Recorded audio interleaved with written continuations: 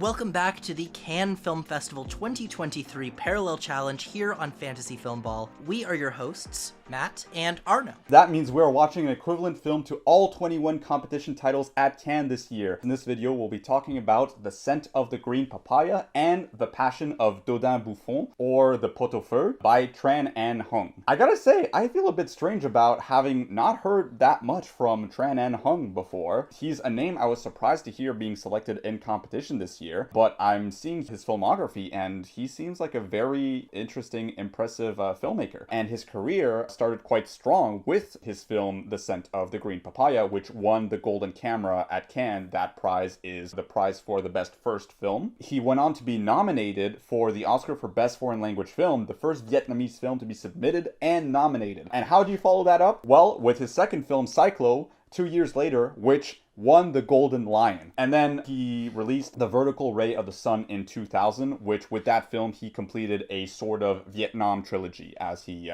calls it. Then he took a sabbatical of around 10 years, and he came back with a few other films, including an adaptation of Norwegian Wood. Now, this film, The Passion of Dodin Buffon, is his second French language film. So we chose The Scent of the Green Papaya because we hadn't seen a single film from this filmmaker, and it felt apt to start his Vietnam trilogy, but also to see the film that kicked off his career, that won the Golden Camera. The Scent of Green Papaya is a story about the silent working class, the domestic staff that keep bourgeoisie Vietnamese households running and yet are never seen nor heard. They cook, they clean, they deliver meals, and yet they only get to observe this upper class life from the margins. We follow the character Mui, a young child who works in the kitchen of the wealthy Thuan family. She's taught the ways of being a servant, and we get to see all of these beautiful looking meals that she makes. And she meets a young boy, Kuyen, who is a friend of the family,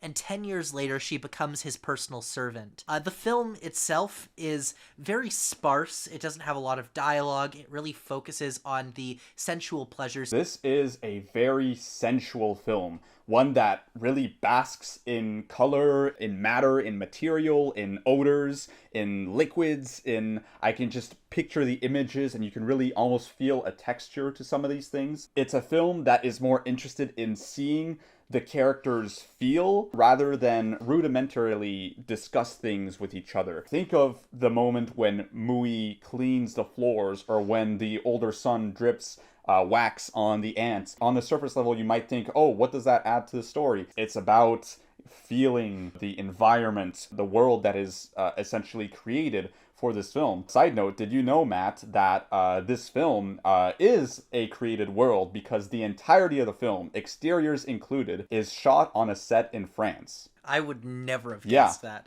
That is all of that is created, and that is why the lighting is this gorgeous and this well controlled, despite a lot of this film being in exteriors. I love that Tran is committed to barely having any dialogue in this film. Characters really only talk when necessary in this. Most of the film just revels in silence. It allows characters to be comfortable not talking. Instead, they cook and we hear the sizzling of the food, or they play music, or they clean, and we get those moments of silence instead of filling every second with dialogue. And that lack of dialogue really allows for the sound design here to shine. We hear a lot of piano being played by Kuyen later in the film, as well as the sounds of cooking. But beyond that, the ambient sounds that they build in the soundscape are gorgeous. The sounds of bugs chirping in the night, the sounds of birds in the morning. It is, I think, one of the most striking soundscapes, and it's even more impressive to hear that this was filmed on a set rather than being filmed on location. I thought that some of that sound might have just been incidental, but now knowing that it's all a choice is really, really impressive.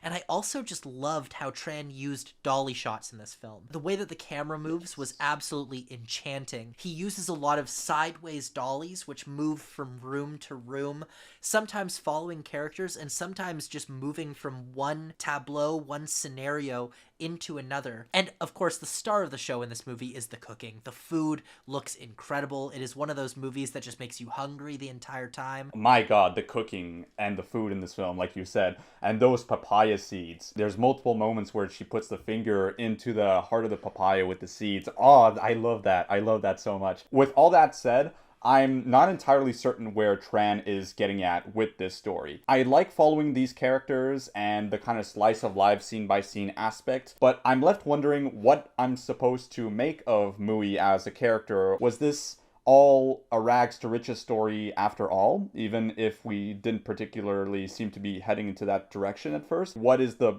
purpose in the time jump exactly? That like confused me. I'll give you at least my interpretation of the film. I think that for one thing, the film is really an indictment of that capitalistic dream of moving up in the world, which I think is very prominent if we look at Vietnam and the way that Vietnam has been torn in two by capitalism versus communism. That's what the Vietnam War was, essentially. And so in this film, we're looking at that sort of capitalist dream of southern Vietnam, and we view it through the lens of this child, Mui, who is forced to work to live from the second that she is able to work, and she doesn't get to have a childhood. She misses out on her childhood to be a servant to a family that won't even look her way. She works, cleans up after children, she makes them meals, and she watches them play and have a childhood while she is a servant and doesn't get to have any of that. And essentially, the capitalist dream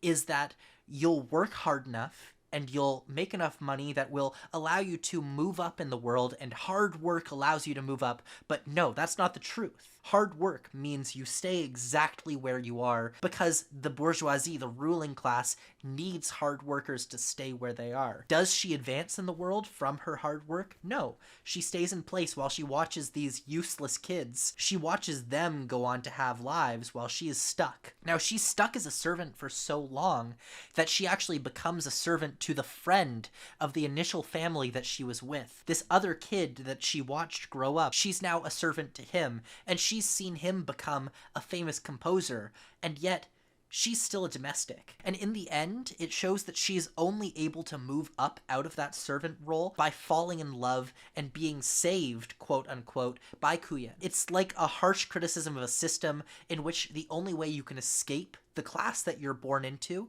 is to fall in love with someone who has money and influence and who is willing to pull you up. I think it really is an indictment of the class system within capitalism. Let's talk about the new film by Tran Anh Hung, the Pot-Au-Feu, otherwise known as The Passion of Dodin Buffon. This is a love story about a chef in a high-class restaurant and a cook who he has been in a long-term relationship with. When she starts to pull away from him, he seeks to win her back by impressing her with lavish foods and new culinary creations. Arnaud, I know you're really excited for this one. I absolutely am, and I'm gonna keep calling it, even if it's changed to the Pot-Au-Feu, I'm gonna keep calling it The Passion of Dodin Buffon because that is an extraordinary title. If you had to like create a stereotypical French chef name, it would be Dodin Buffon. Benoît Magimel and Juliette Binoche, which are two of my favorite actors right now, Magimel especially coming from Pacifiction. But did you know that they used to be together and have a child together and since divorced? So this is them coming back together for a film and trying to re-spark that romance, essentially. And also, just like based on that plot synopsis, doesn't this feel like a bit of a remake of Green Papaya in a lot of ways?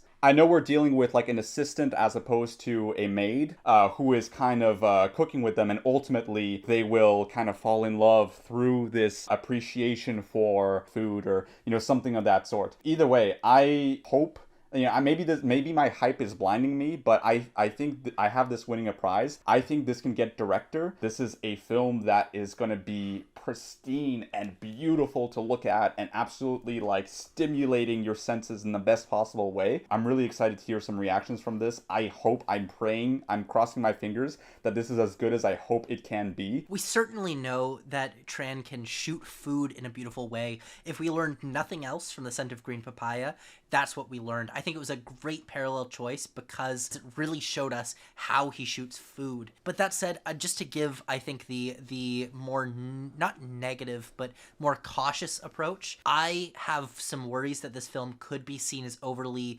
melodramatic. The plot synopsis, as much as I'm really in, it feels like it could be a masterpiece, or it could be Eat, Pray, Love. The general delegate of Cannes seemed to mention this film particularly in the interviews after the announcement of the selected films, which is why I have a lot of hope. It seemed like he was mentioning it every chance he could as like one of the great new food movies or something like that. But you know, maybe this is just one man's opinion and it won't ultimately be the consensus. I don't know. But thank you so much for joining us today for this episode of the Cannes Film Festival Parallel Challenge. Make sure you subscribe so that you can stay up to date with all of the rest of our Cannes Film Festival content through the week. And make sure you come back to see our reveal of our prize list at the very end. We're going to be revealing who our Palme d'Or is very, very soon. Thank you so much for watching.